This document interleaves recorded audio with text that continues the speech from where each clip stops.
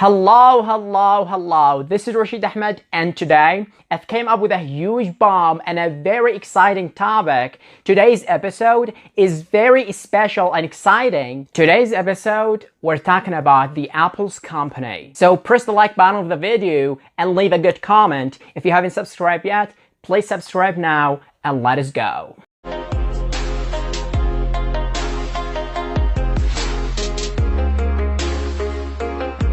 Listen up to me. Apple was founded on April 1 in 1976 by Steve Jobs and Steve Wozniak and Ronald Wayne to sell personal computers called the Apple I. Those computers were made by Wozniak Hand and was first shown to public at the Homebro Computer Club. Those computers were sold as a motherboard with CPU and RAM and basic tickets video chips, less than what we consider as a personal computer today.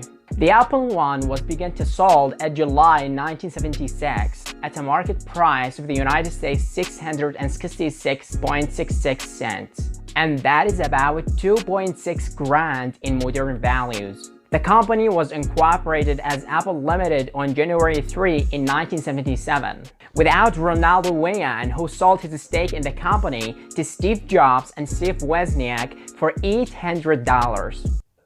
What? And the millionaire Mike Marcola had provided the required business expertise and funding about $250,000 during the incorporation process. The Apple II was shown to public on April 16 in 1977 at the West Coast Computer Festival. The Apple II was different from its competitors, the TRS-80 and the Commodore PET, because the Apple II had colorful graphics and design, while early models used cassettes as a storage. Apple II overcame this with its 5.25-inch floppy disk called the Disk II. The Apple II was used as a desktop platform for the first color software. In the business world, physical as a spreadsheet program. The software created a commercial market for the Apple II and gave users at home another reason to buy the Apple II for the desktop compatibility. And according to Brian Bagnall, he said, Apple overstated its sales figures and was in the third place so far behind Commodore and Tandy devices until the Physicalic program had came out. By the end of the 1970s, Apple had a team of computer designers and a production line, and the Apple III was followed by its predecessor, the Apple II, in May in 1980, and that was in competition with the IBM and Microsoft in the commercial and corporate computer market. In December in 1979, Steve Jobs and several Apple employees, including Jeff Raskin, had visited the Xerox Park to see the Xerox Alto. Xerox gave the Apple engineers 3 days to access the Xerox Park facilities in exchange for having Xerox about 1 million stake in Apple before the public purchase offer. And at the end of the visit, Steve Jobs was convinced that all future computers world use the GUI system, a graphic user interface, and Apple began to build that interface for the Apple Lisa. In December in 1980, Apple launched its stock offer for the public purchase, and when this happened, Apple made more capital than any subscription since Ford Company in 1950, which immediately created about 300 millionaires, more than any in history.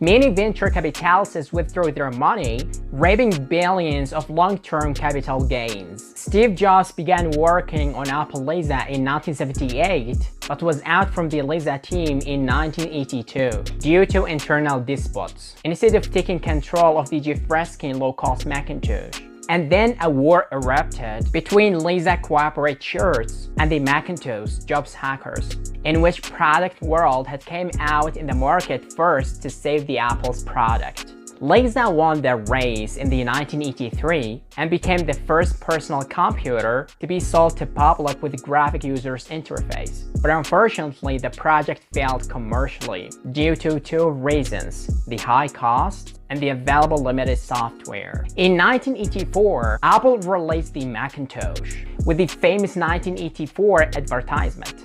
which was worth about 1.5 million.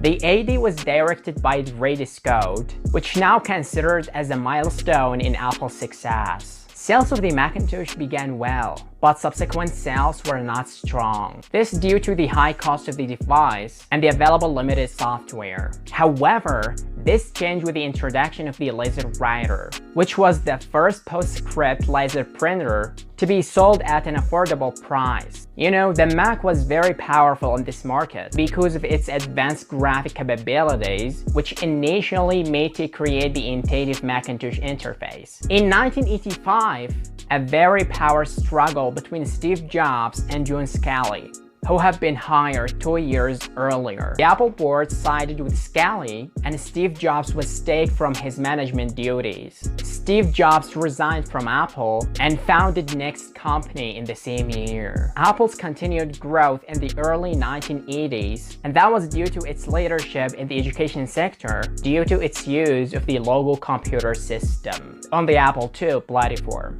And the success of Apple and Logo have provided a wide range of dedicated users around the world. And the push was to the California education sector due to an agreement between Steve Jobs and John Barrow of the Logo company to donate 1 Apple computers and 1 Apple Logo software package to every public school in the state. The agreement created a robust and pervasive presence of Apple in every school around California and spurred the acquisitions of the Apple II in every school around California. This opening in the education sector was critical in the acceptance of the Apple in homes to support parents their children's learning experience even after schools. And in this, Apple learned many painful lessons after large Macintosh laptop was introduced in the 1989. So she released the MacBook in the 1991, actually the foundation of the modern layout and the comfortable design of the laptop. The portable Macintosh was designed to be as powerful as a desktop Macintosh, weighing 70 pounds and have a battery life of 12 hours. And so that Apple sold less than 100,000 mobile units. But PowerBook laptop weighing 70 pounds had a battery life of 3 hours and were sold for $1 billion in the first year. And in the same year,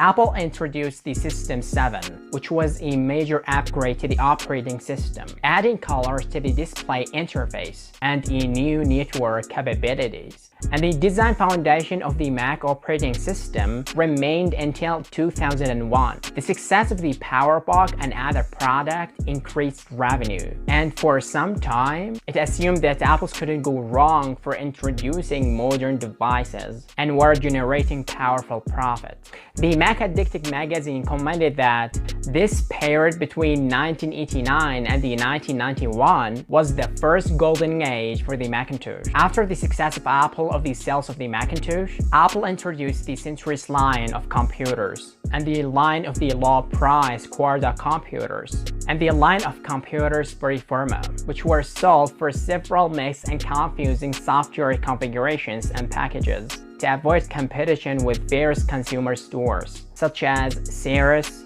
Price Club, and Walmart that once dealt with these models. The end result were dire for Apple because the consumers didn't understand the difference between the models. And during that time, Apple faced failures in many products that targeted consumers, including digital cameras, portable audio CD players, speakers, video game consoles, and television. Also, the company invested numerous resources in the problematic Newton department, which came out by John Scully and realistic predictions regarding the market. Those attempts eventually proved to be few and late, while Apple market share slipped and its share prices continued to fall. Apple saw that the Apple II series were too expensive to be produced and that it took souls from the low-cost Macintosh. And in 1990, Apple had provided the Macintosh with an upgrade slot using the Apple II computer card to urge users to move to the Macintosh platform. And then Apple stopped selling the Apple II in 1993.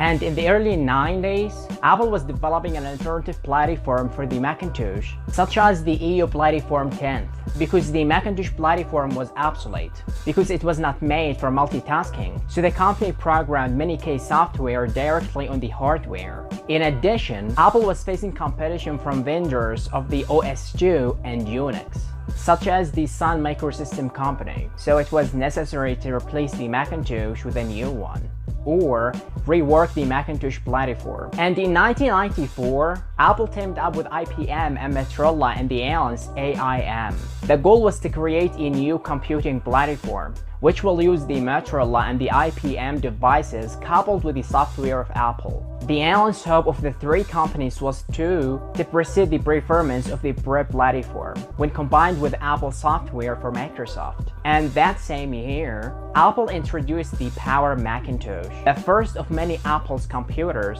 was running on the IBM processor called the Power PC.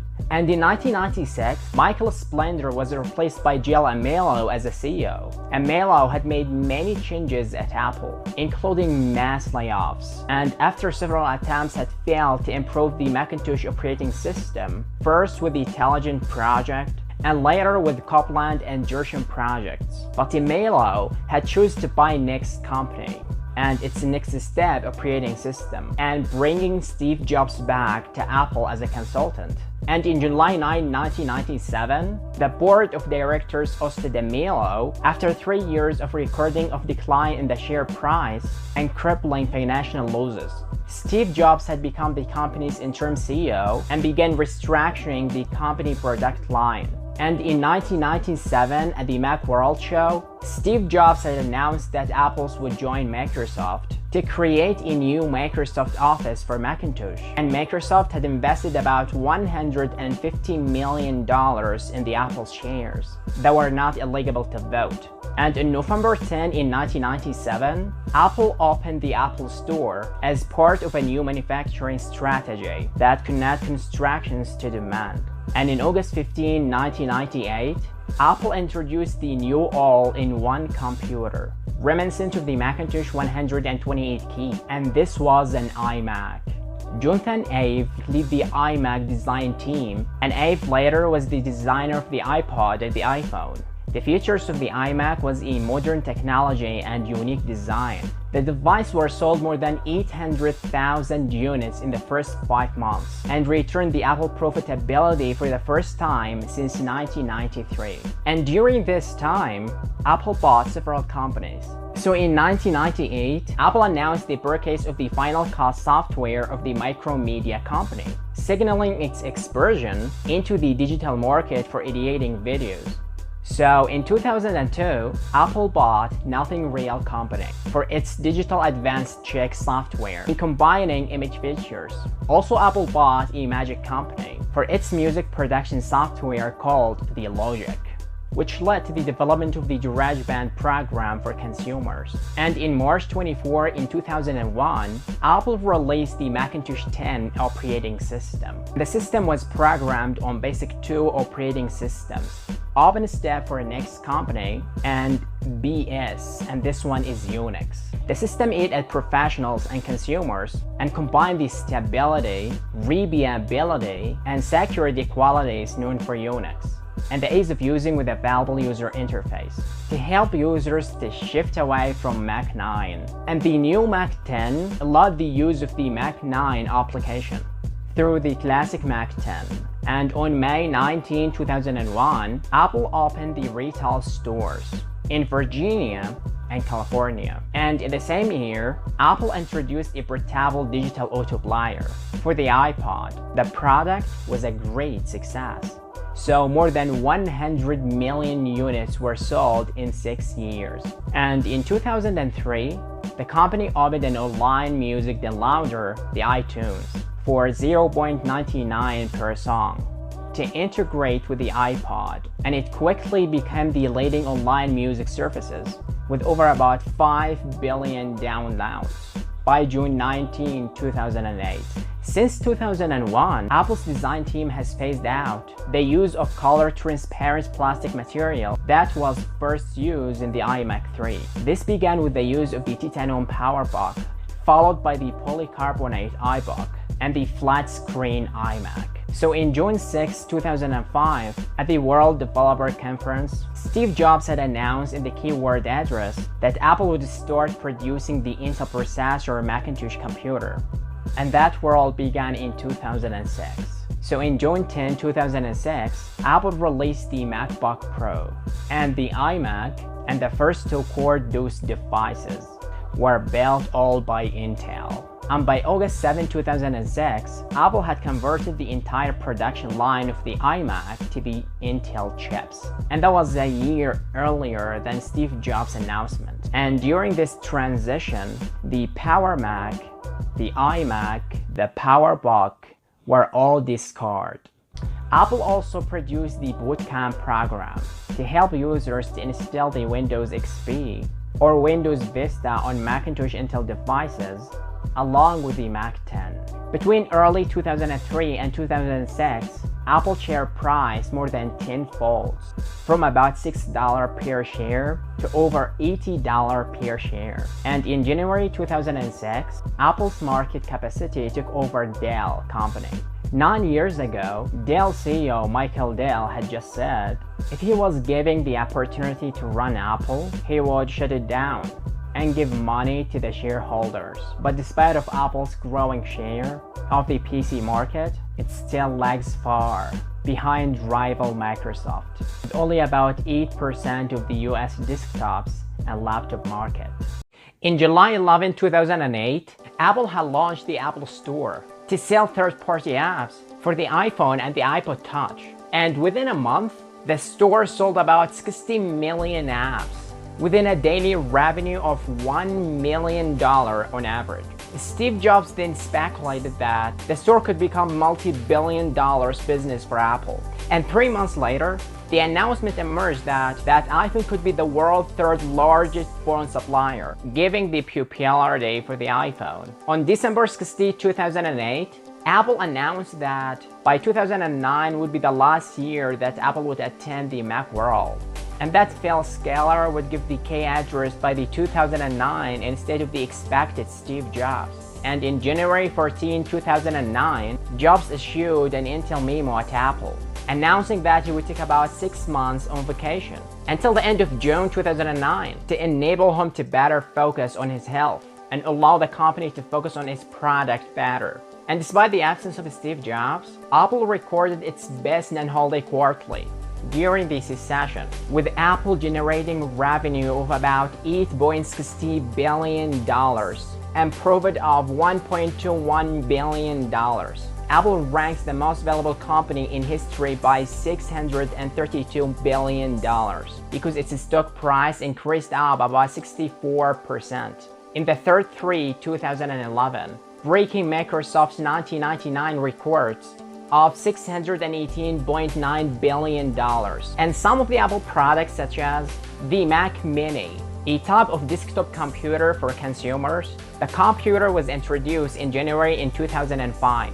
The iMac, and this one is all-in-one desktop computer for consumers, and its first release in 1998. And his popularity helped him restore the company's fortunes. The Mac Pro, workstation-grade desktop computer, introduced in August 2006, formerly known as Power Mac. The MacBook, the portable notebook aimed at consumers in 2006, and it's available in white, and it was formerly known as iBook. The MacBook Air, ultra-thin, highly portable network, released in January in 2008. The MacBook Pro, a laptop for professionals, an alternative to the MacBook device. The computer is available in 13.15 and 70-inch and was introduced in January 2006, and it was formerly known as the PowerBook. Apple sells a variety of suppliers for the Macintosh computers, including the wireless network product for the airport use, a time capsule, a movie theater, a super mouse, a wireless keyboard, and a modern USB. Apple has a history of vertical integrations in its product, where the company made the equipment in which it installs its own software.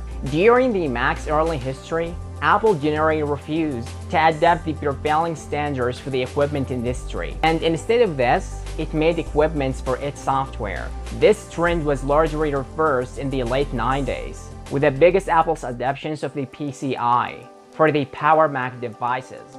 Apple has since relied on USB, EGB, Hypertransport, and the Wi-Fi, and other industry standards in the company.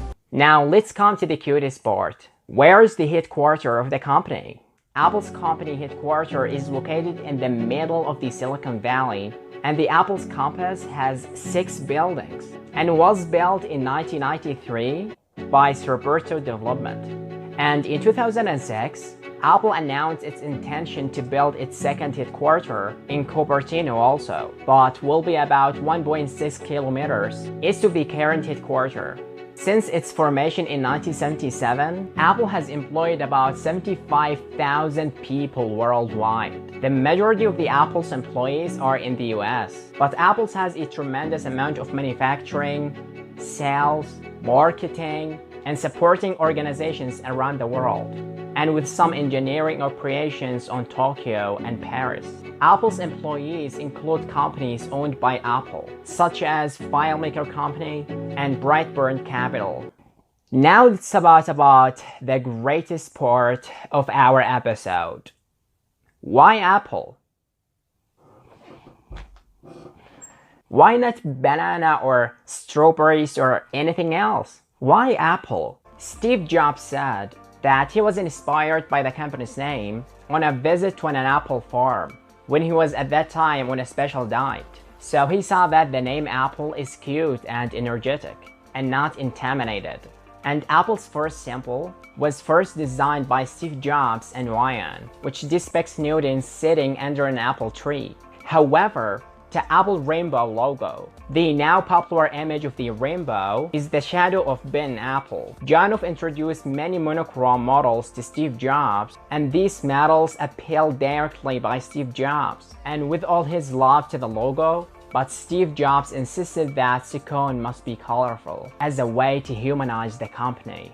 The original hand-drawn logo shows Isaac Newton, but some theories explain that the logo symbolized the discovery of the gravity through the apple and the separation of the light through the prism to the colors of the rainbow. Another explanation is that the logo was motivated by loyalty to the mathematician Alan Turing, who committed suicide by eating an apple contaminated with cyanide. Turing is now considered as one of the parents of the computer. It is rumored that the colors of the rainbow in the logo can be referenced to the rainbow flag. However, Rob Janoff stated in an interview that all theories are all fascinating myths, but he said unfortunately all worth done. So he said, the Apple's logo was designed with a bite so people can understand it's an apple, not a cherry, and that colors of the rainbow are not a coded reference to the homosexuality or published light, but will represent that the screen can produce colors. So in 1998, with the release of the new iMac, Apple stopped using the rainbow colors, despite Steve Jobs' insistence, and the company began using the monochrome Apple logo. You know what? The logo shape is one of the most recognized commercial symbols in the world and identifies all Apple's products and retail stores. Even the name Apple is not used to the present time, and the symbol has been including of labels of all Macs and iPods devices during the past years. Well, this is mostly everything about Apple company and the journey of Apple in history. Not everything actually, but everything about Apple until the past 10 years, right? So if you like the video, please like the video, press the like button, and rate a good comment. If you haven't subscribed yet, please subscribe now, and see you in the next episode. Have a nice day.